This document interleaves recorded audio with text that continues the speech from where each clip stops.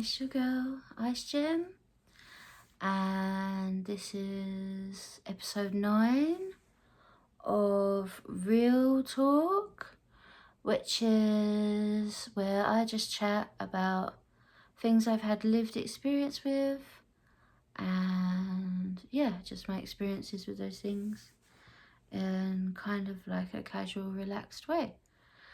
And this episode, I think it's time to address functional seizures, also known as PNES, psychogenic non-epileptic seizures.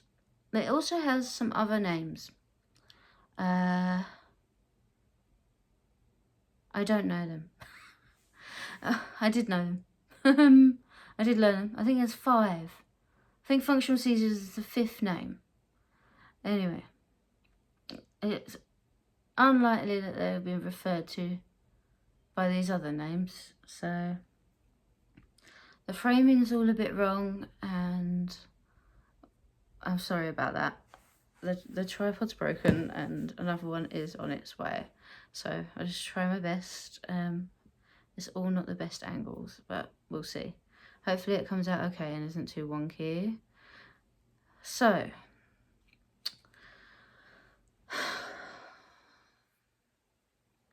functional seizures. I'm just going to refer to them as functional seizures from here on out. That is the most recent updated term and the term I prefer to use. Even though my diagnosis is suspected PNES, yeah, I say suspected functional seizures. I haven't had an EEG, so yeah, it says suspected. My diagnostic letter literally says suspected, so just bear that in mind going forward. I am in the UK and being treated by the NHS. So I've had these seizures since 2021. But when they first started, they weren't as like problematic as they became. It was quite progressive. At first, I would have the occasional one, usually while lying down. I was in a bit of an abusive situation, and they would happen while that was going on. I'm not sure if I'm going to share about that actually at all on the channel, because it's quite a personal thing, and the person, yeah, could be watching. So yeah, I'm not going to go into that too much. Anyway, so they started, and mostly they were at night for a long time, when I relaxed at the end of the day, but they weren't like disrupting my day. I wasn't dropping to the floor and having the seizures. Oh, sorry, trigger warning. If you have this illness, I will be talking about symptoms. Please be aware that hearing about or seeing these symptoms can trigger symptoms in others. For example, when I was in hospital with this, they put me on a ward with people with epilepsy and people with functional seizures. They put me and another girl opposite each other. Both, well, I didn't even have the suspected functional seizures diagnosis then, but she was diagnosed PNES. And yeah, I was having a lot of seizures at that time, almost constant, to be honest, and they were in clusters of 3 or more, which they still are usually in those clusters, but they were in quite intense one after the other clusters then, and she saw me start seizing and she started seizing. So just be aware of that if you have this illness. And I am going to talk about some other symptoms related to these seizures, which might trigger symptoms in those who have maybe FND as a diagnosis, for example. Please be aware. Okay, I'm so sorry, I should have put that at the front. Right, so yeah, I forgot where I was. Yeah, so I was mostly having them when I relaxed at night. And they weren't that problematic because of that, because although I would go to bed and I would have these clusters of seizures, usually a cluster of 3. They would be quite long, each one. But it would be maybe an hour, maybe just over an hour, you know, when I got in bed, and then I would sleep after that, and it wasn't really disruptive to my day. I didn't start, and it carried on like that, although they were progressing, the nighttime ones. And I was starting to have more wake up seizing. It's even a little bit difficult for me to talk about it because I can bring them on, and I've had quite a few seizures today. I have multiple seizures every day. So if I say that a lot, it's because I have multiple seizures every day. Yeah, just deciding if I can carry on talking about this. Okay, so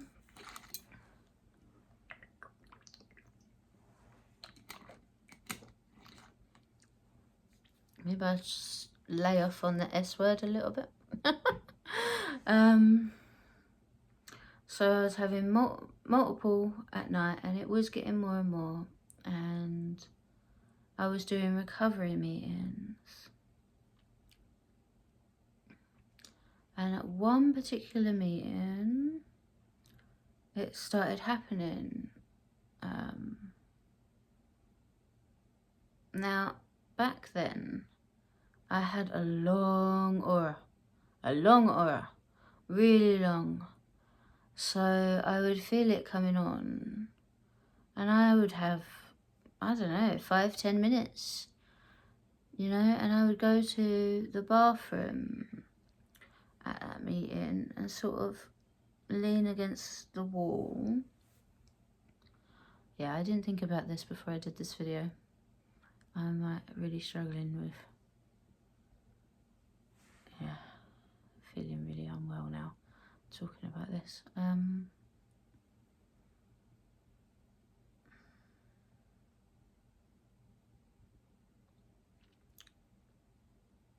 So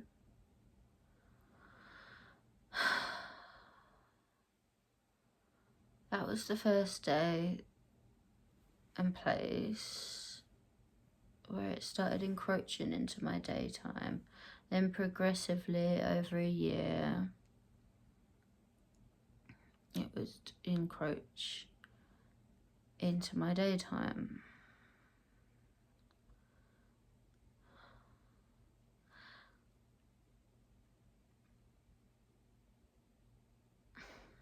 Right, I'm really struggling, I'm so sorry.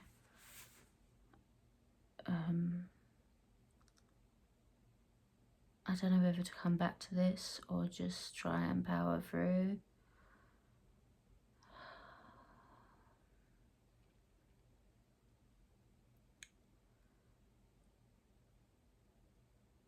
Okay, let's skip ahead a little bit. I didn't think about that, how it would probably bring it on for me talking about it so much and so repetitively. Okay, at some point, and that point was autumn 2024, it got to the frequency I mentioned at the beginning of this video, where it was 21 plus clusters of 3 or more a day, and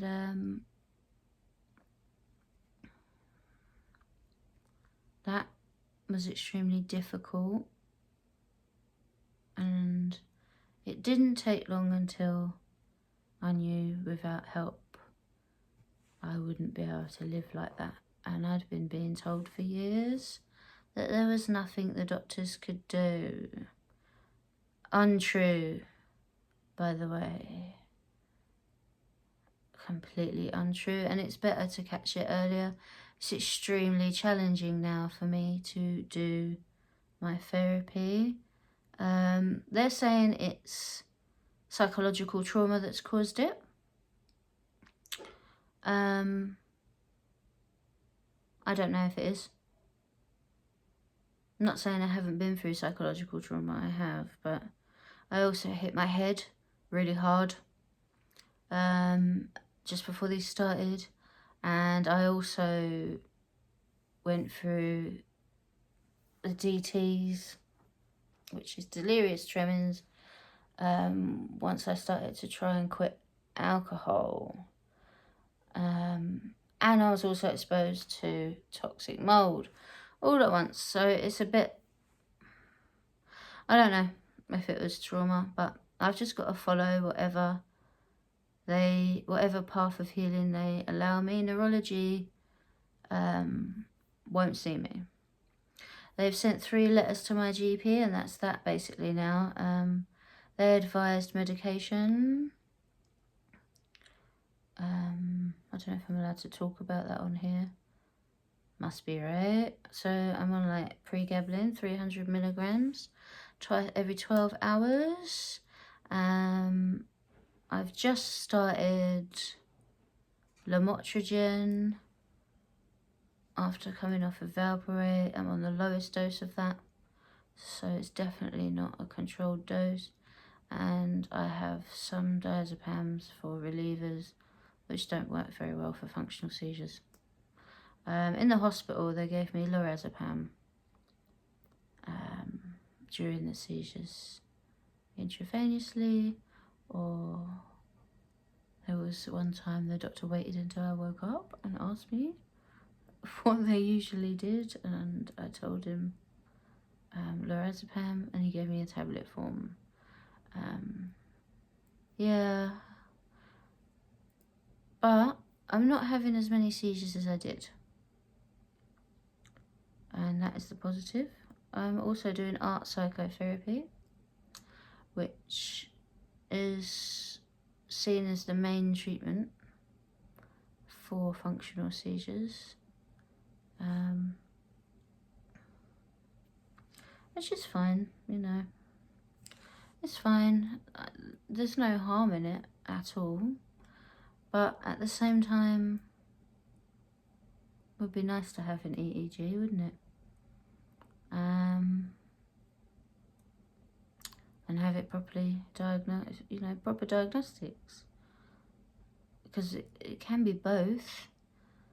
Epilepsy and functional seizures can be combined. And time's getting up, but I am just going to end on this.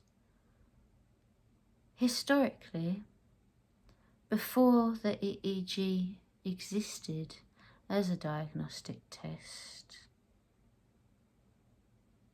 epileptics were treated as if it was a mental health condition. Yeah, so obviously being how severe I have it, and you know, the general advice is medication doesn't help, but I've found it to help. It hasn't prevented yet, but I found it to reduce, you know. Yeah, I just, it's something I really struggle with every day.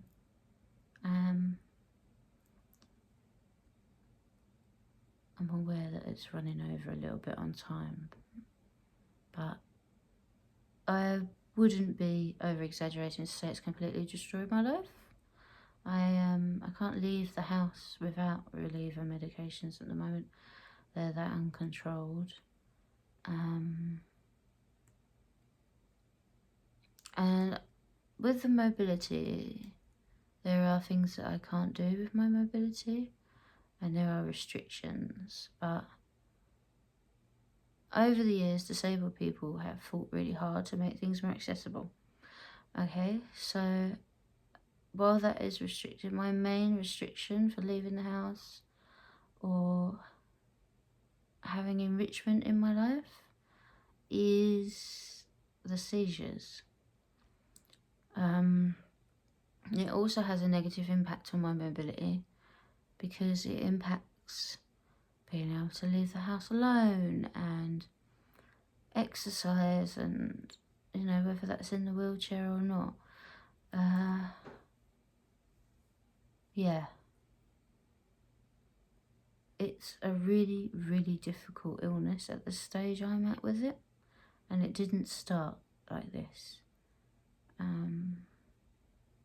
I just think it's really, really important to get it sorted out as early as possible while you still have that fighting ability in you. Honestly, I think a higher power has helped me to get where I am with my treatment of this. I dread to think a year, 2 years, 3 years, you know, if without treatment, yeah, I don't think I would have made it really this far, to be honest with you, without any hope of treatment. And it's a very fine string of hope of treatment at the moment, you know. It's one thread at a time. Yeah. It's very difficult to get the relievers. Every week it is a battle. They will not put it on my repeats. And what with me moving doctors soon, it's imperative that I get to the art psychotherapy because I have to follow the treatment plan. Because if I get marked as non-compliant, then I'll never get helped again. It's a very rare opportunity that I was offered any help with this.